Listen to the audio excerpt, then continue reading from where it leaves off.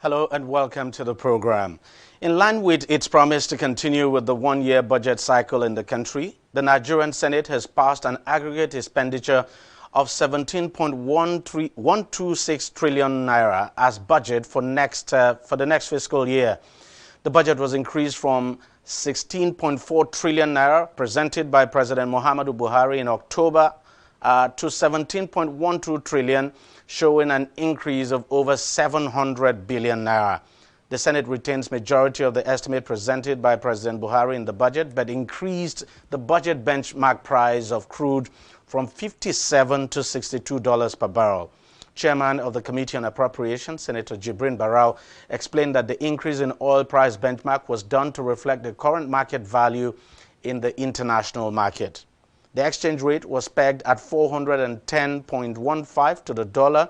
Gross domestic product projection was at 4.2%, and inflation rate estimated at 13%. Now, out of the 17.126 trillion naira approved, 867 billion naira was allocated for statutory transfer, 6.9 trillion for recurrent expenditure, 5 trillion for capital expenditure, and 3.9 trillion goes to debt servicing.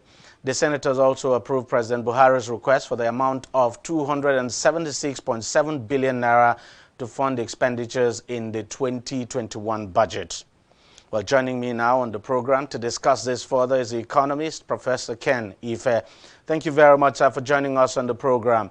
Let us know what your concerns, your areas of concerns now would be with what the Senate has passed.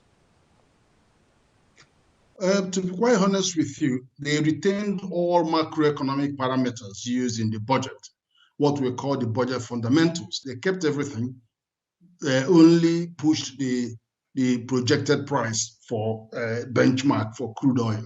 And I was going to talk to you about that, actually, because I would want you to speak more on that, especially when you consider the fact that, the price of oil, yes, though far higher than that benchmark price, but there's also the possibility that it could drop.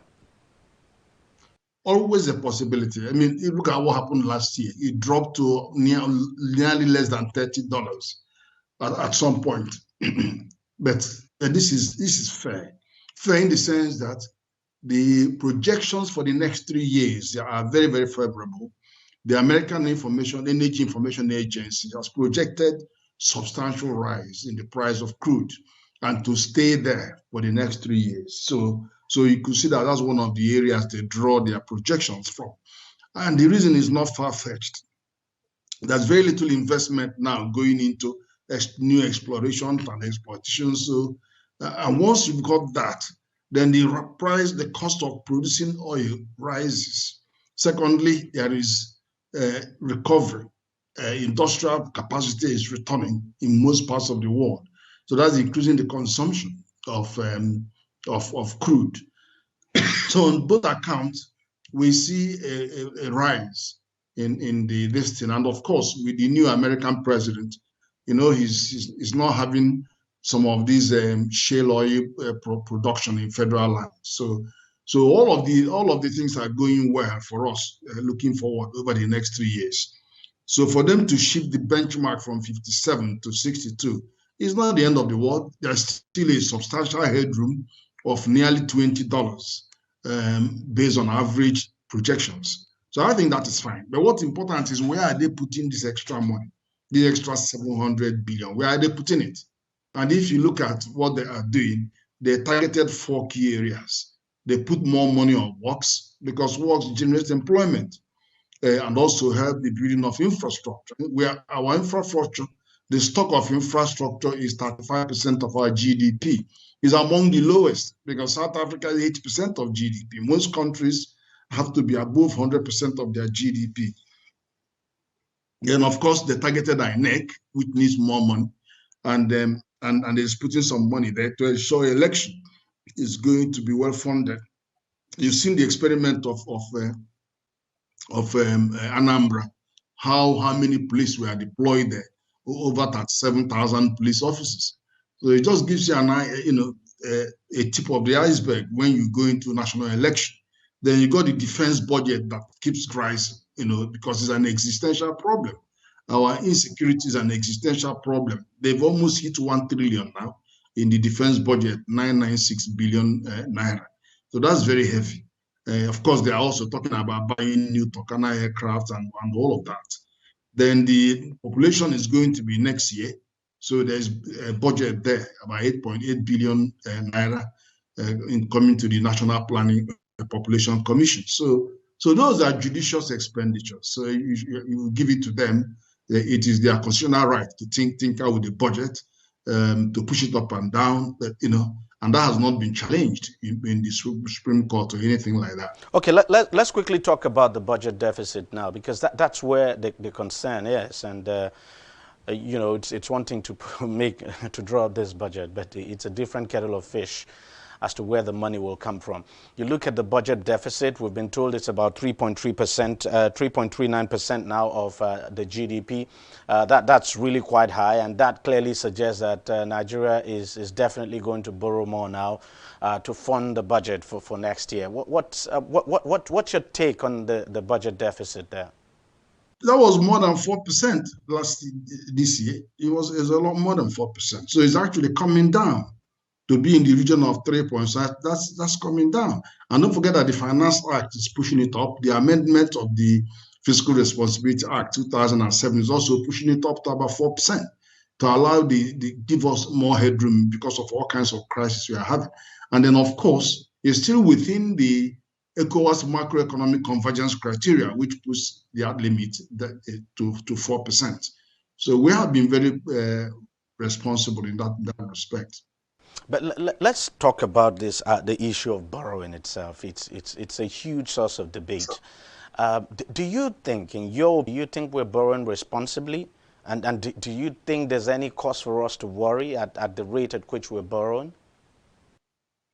Based on the 2007 Fiscal Responsibility Act, which says borrowing has to be on a long-term basis at concessionary rates, and we understand concessionary rates to be 3%, and for capital projects and human resource development. And we understand human resource development to involve health, education and training and capacity building, and then, of course, employment-related, directly employment-related activities and empowerment, so to say. It doesn't include things like conditional cash transfers, and doesn't include things like social investments that are not economic. And it also requires that there has to be a cost-benefit analysis, which shows that it is going to contribute to economic development. So all of those are cogent. You cannot borrow to pay salaries. That's not the law. And this law is in the exclusive legislative list. Borrowing, debt management is in the exclusive legislative list. So it's only the federal government that can legislate in this area. States are not allowed to. They can do other things, but not on this, because and then anything they want to borrow, they have to come to federal government. So now, if you begin to water down these criteria that I have mentioned, and in fact, the Act around, I think, Section 42 made it unlawful for any financial institution to go and lend money to government entities outside the terms of this Act. It makes it unlawful. So I can only say that the lending so far, as I have seen, and consistent with the Act, are totally in place. They are in order. But if you begin to water it down into an unknown territory where you can't be sure what exactly the money is being borrowed for, and it doesn't meet all of these requirements within the law, then I'm not with you on that. And I cannot be sure what exactly is going on. So it's difficult for me to defend that. Now, one of the concerns too, you look at how much has been budgeted for debt servicing, 3.879 trillion. And then you look at the projected revenue just in the region of 6-point-something trillion. Now, 3.89 is just about half, if not more than half, of the projected revenue. And this would seem to suggest that half of our projected revenue we're going to use in servicing debt. Isn't that a very big worry? Yeah, it is. It is without a doubt. But I have to say that there is an aggressive plan, which you can see in the Finance Act 2021, and an ongoing commitment by the government to ramp up revenue by widening the tax net on one hand, and then a litany of measures through trusts, through capital, infrastructure company, through more privatization, and then they wanting to move the revenue to government revenue to GDP, which is around 6.7%.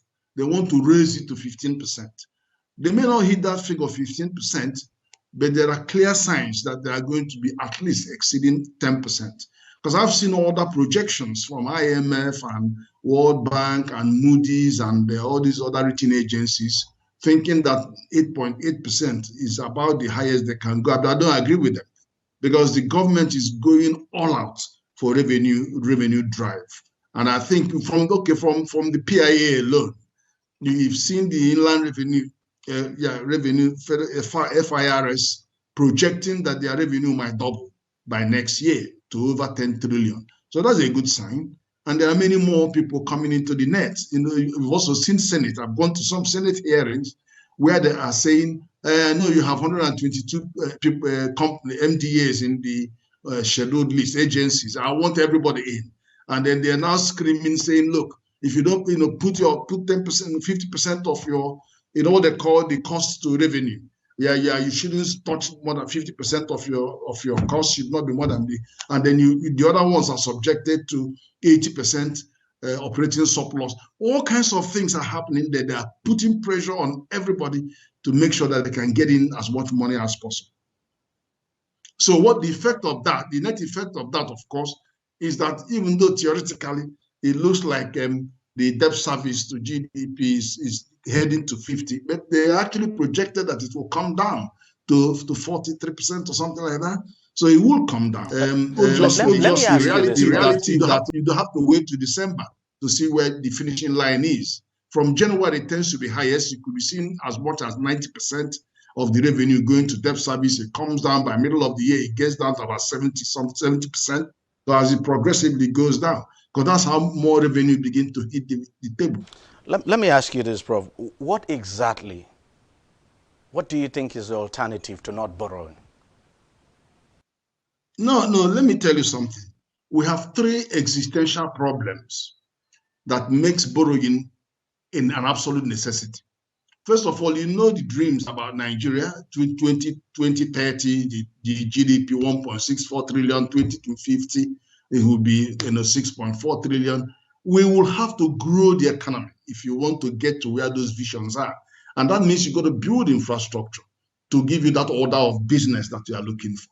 And it's a highly competitive investment, it's a highly competitive business. Every country is looking for investment, all of them. China is borrowing, America is borrowing, and we're not borrowing as much to give us as much, more infrastructure that are going to be supportive to the growth of the economy. Then the three existential problems that will force you to borrow is one, is the insecurity. The insecurity is not only that is asymmetric, but it's pervasive across the 6 geopolitical zones. Do nothing is not an option. If you don't do much by investing, we will turn into Afghanistan. You only give them 2 weeks, 3 weeks, they will overrun the whole country. All of us will go home if you have a home to go to. Then the second existential problem was COVID. COVID was a matter of life and death. There's no way you can worship money and talk about policy and talk. People are dying. So they have to borrow money to invest. And then the thing was that we needed an expansionary policy because we went into stagflation. So at the time, the inflation was rising as well as unemployment and output collapsing. It's a different type of recession. So they had to fight it out by pouring money on it, and then raising revenue for the household and all kinds of statutory forbearance on the banks and bringing down interest rate. All those measures kicked us out of recession within 1 quarter. So it's a very necessary thing to do. But of course, the third one, which is a moving one, is unemployment. The level of unemployment. Look at our population growth rate and look at urbanization growth rate. Why the population growth rate is 2%, urbanization is 4.6%. This year, we are 50%, 50-50, urban and rural. By the next 9 years, 2020, 2030, there will be 75%.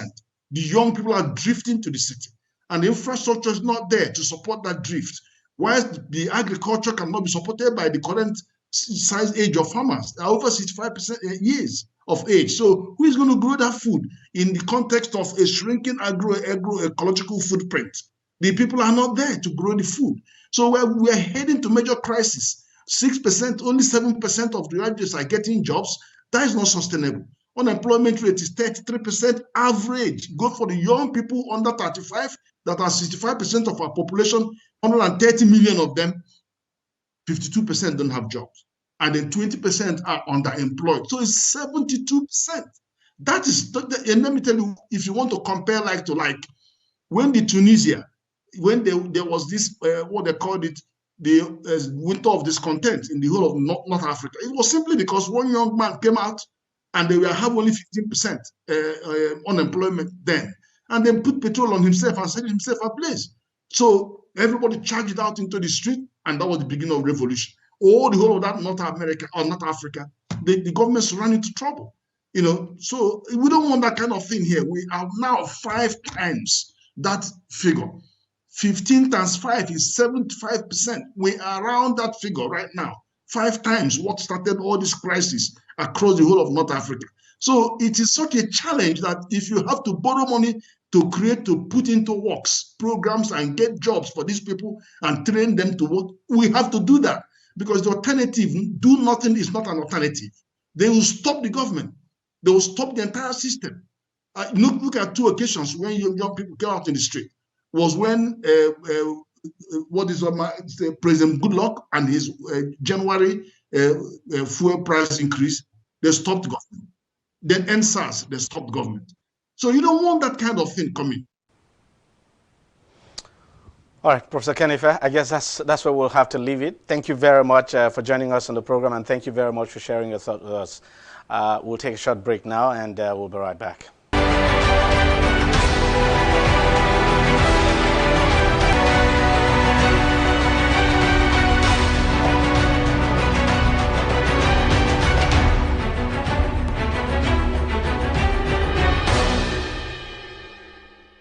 Welcome back. Now, President Muhammadu Buhari's refusal to assent to the 2021 Electoral Amendment Bill has caused a row between the President and members of the National Assembly.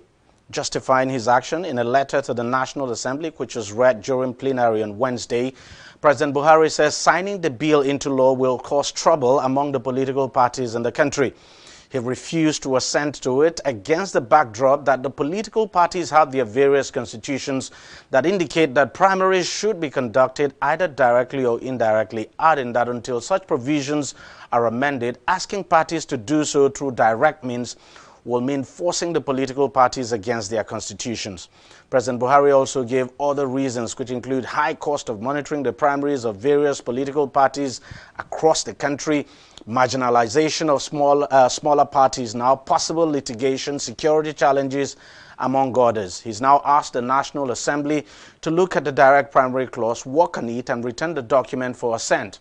Although the Governors Forum has sided with the president now, saying he did the right thing by withholding his assent to the legislation, members of the Senate have shown dissatisfaction with the president's action and have threatened to override his veto.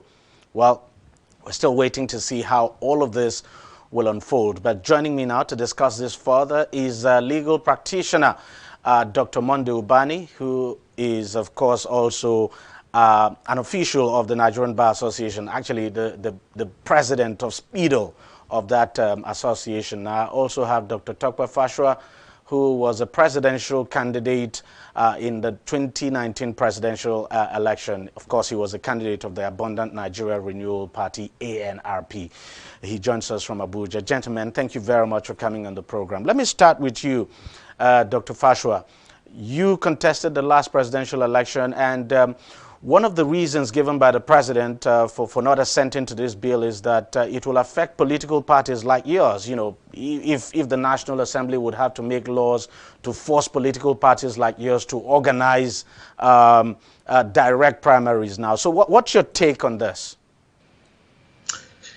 Well, thank you very much. As usual, there's so much political chicanery at play, and I heard the president, mention small parties and said small parties will not be able to afford it, as if they care about small parties.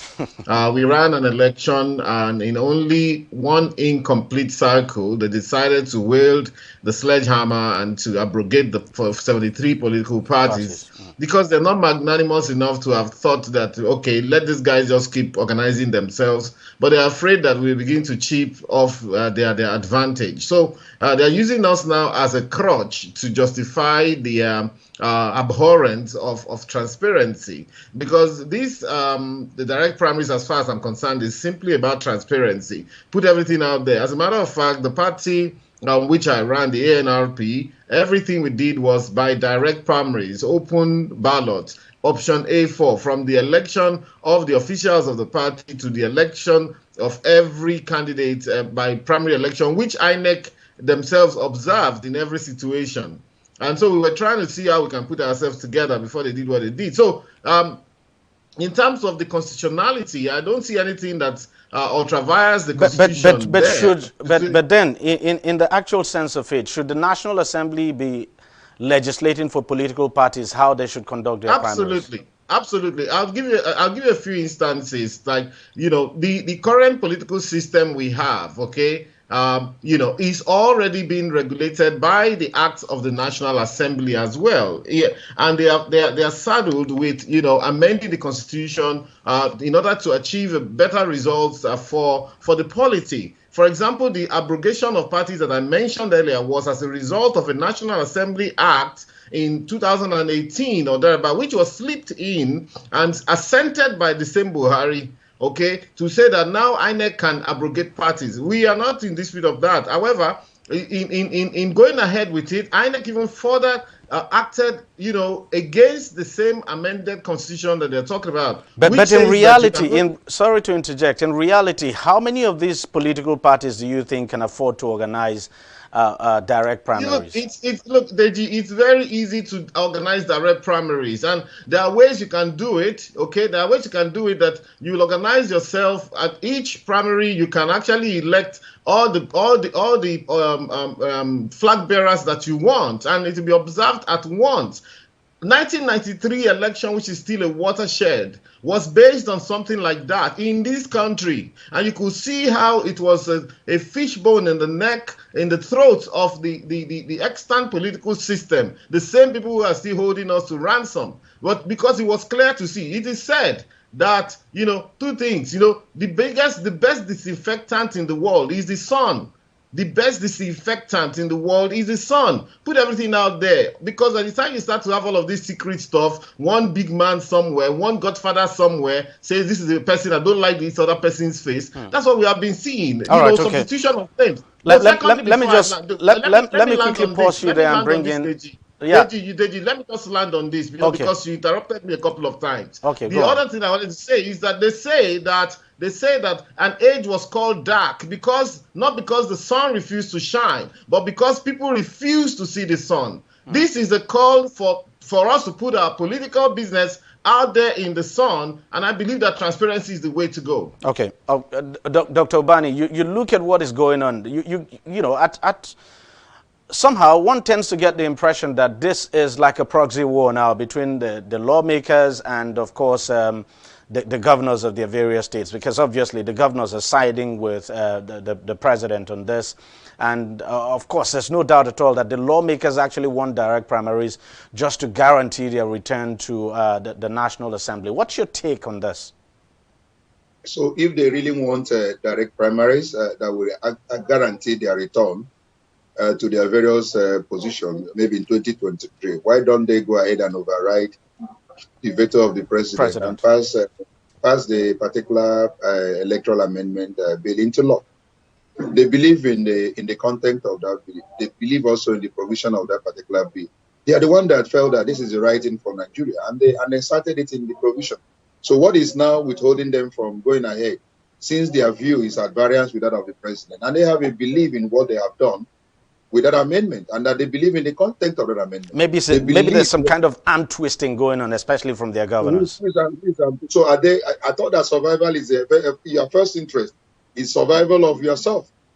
Let's assume that it's enlightened interest now. We're talking about that of the National Assembly members. Even though Dr. Fashua has actually outlined the advantages of having a direct primaries as a system of election of both political office holders and even the candidates for political offices. So what is wrong with that direct primary? President Buhari himself emerged under that same system, and let's quickly talk about that system now. I'm happy that you brought up the fact that President Buhari emerged through that system. You look at the direct primaries we've had in this country, especially in recent past with some of these political parties. I mean, they're essentially nothing to write home about. I mean, whether we like it or not, nothing to write home about. Take the case of Anambra, for instance, where the candidate of the APC, for instance, who went through a direct primary, polled over 300,000 votes. And during the election, look at what happened. So clearly, we all know, I mean, it's become very evident that the direct primary was basically rigged and not transparent at all. And then would INEC have the resources to monitor these direct primaries? The problem with Nigeria is that we have people who are not properly with good intention for the country, don't have a good intention for the country and proper orientation. It's not about the system. The indirect primaries you mentioned, it is about structure. The governors are in charge of structures of their various states. And so whoever they determine to emerge, they will use that indirect primary too. So you find out that if you want to also talk about advantages and disadvantages of indirect primaries, we have so many to speak about it. Exactly. Because it's the issue of what that is. Whoever they want, they just determine it. It's about the fact that most of us who are operators of the system have not actually advanced and gotten to the level that it requires us to do the right thing. Whether direct primary or indirect, if the people that are operating the system are not matured politically, are giving to fraudulent way of doing things and all that, the system itself also will be messed up. That is what we are saying. People are castigating direct primaries now because of the fact of what happened in Anambra. I mean, what stopped them from doing the right thing in Anambra? Even in the case of even President Buhari's direct primary election too, there were issues with that. I was there in 2019 when the issue of the direct primaries was used for the emergence of President Buhari. They just mentioned, number. If you see the names, you see the number of people that were said to have voted for President Buhari to emerge as the candidate for APC. I just laughed. Where did they get all that figure from? It was all manipulated. So it's about the people, and we should concentrate on our political gladiators. They are the one messing up the entire system, and we think, is the best thing for us. I think that we must get to that level where the people must understand their role in our society and do the right thing. And when we do the right thing, the system itself, any system can work. It's all that the operators have always messed up our system. That's my take. The issue of a cost that the president is talking about. We say that the president emerged through that system. It has been in use. Even 1993 election, my brother alluded to the doctor. It was also the direct that was used. So what is wrong in doing the right thing and allowing the people to determine who governs them? Because that direct, actually has some level of affinity with the people. It means that the people's mandate, determines who becomes either the president or who becomes the governor or who becomes the local government chair. So I think that is something that is acceptable to the people. And you see, Nigerians are clearly in tune with that direct primary. They don't see anything wrong with it, except the president and the governors. And they know why they want it, because they want a structural way of doing things in which they determine who becomes the House of Rep member, who becomes Senate and all that. That's what the governors want. They want control. They want control of the entire electoral system in their hands and all that. That's why they are praising the president for declining asset.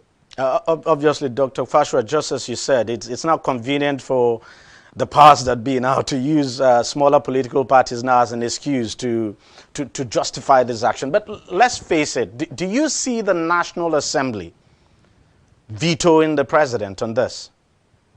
Overriding the president? Yes, overriding the president on this. I'm asking Dr. Fashua. Oh no, I don't see them overriding the president for one or two reasons. Well, Dr. Obani will probably be able to tell us whether there's a precedent where the Senate or the National Assembly has overridden the president. I'm not a lawyer, so I may not be able to say. But I think that politically, even though there's a lot at stake, and I think one of the things at stake is that, especially at the state government level, many of the state governors want to be able to put their friends, if you call it their lackeys, or someone who has worked with them, who they trust that will not come there and start with a probe. However, the guys in the National Assembly are also very ambitious people who have their eyes on going back to their states to contest for governorship. So they want to come in from the angle of the people, as against this idea of something called super delegates and all sorts of things, people who usually, can be easily sequestered by the governors and, if you like, put in a place and given a lot of dollars and so on. My thinking is that if it's about dollar game, fine. Then let this idea of direct primaries is about the people, everybody being important in the choosing of the flag bearers of a party. So if they want to give dollar, let them look for all the members of the party and give them dollars, and it becomes income redistribution. Rather than give some super delegates and all of these ideas. Maybe that will be too expensive. No, then that begins to demonetize. It will discourage them and demonetize the political process. And that's the only, there'll be instances where the big men say, this is the person we want. But the people on ground know that there's a guy or a woman who is a member of that community, who is responsible, somebody who has done a lot of groundwork and moved from one place to the other. This is the only opportunity for the young people to be able to have some of their own, break that barrier and get elected, in my view. Seriously. Otherwise, you just look, the way it works, we know how it works. If you join some of these big parties, they tell you there's one stakeholder there giving 10 million, this one 15 million. Before you even pay for the nomination fees, you spend 500 million, and everything becomes criminalized. And that is why we went and formed our own parties. Okay, it's not an easy process, and I tell you that it is doable. Absolutely doable. Dr. Obani, let me just quickly come to you before we round off. You look at all of this, the way it's playing out. It's like, look, this is a situation where the problem of the big political parties, especially the two big political parties now, is becoming the problem of everybody, becoming the problem of all the political parties in the country. Because whether you like it or not, this is more like the result of the infighting within, that's the result of the infighting now in the two big political parties. If that offensive clause, I'm using the word in quotes, offensive, is the problem with that amendment bill, I will advise the National Assembly members to remove the offensive clause, quickly send it back to the president for him to assign. Very important. I don't want this particular clause to be a cog in the wheel. We have gone far in terms of upgrading our electoral legal framework for 2023, because God forbid that we use 2010 electoral law in order to organize the election of 2023. God forbid. Now, there are so many innovative amendments in that particular bill that have just been sent. So if that offensive clause is what is the issue, I would rather advise that they remove it and send the bill back to the president to assign, so that we can move forward as a nation. We cannot start having the problem of APC and PDP to ruin this particular nation.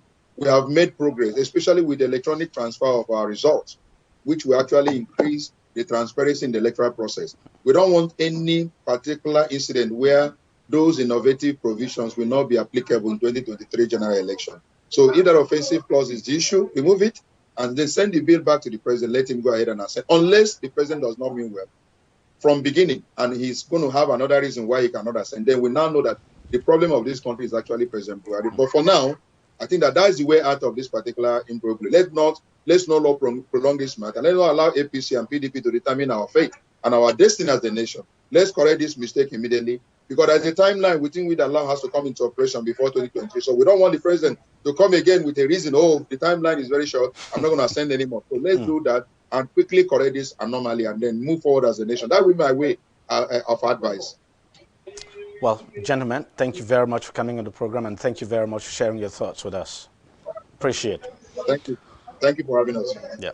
So that's how much we can take on the program this week. We thank you very much for watching. I'll see you again next week. Bye-bye.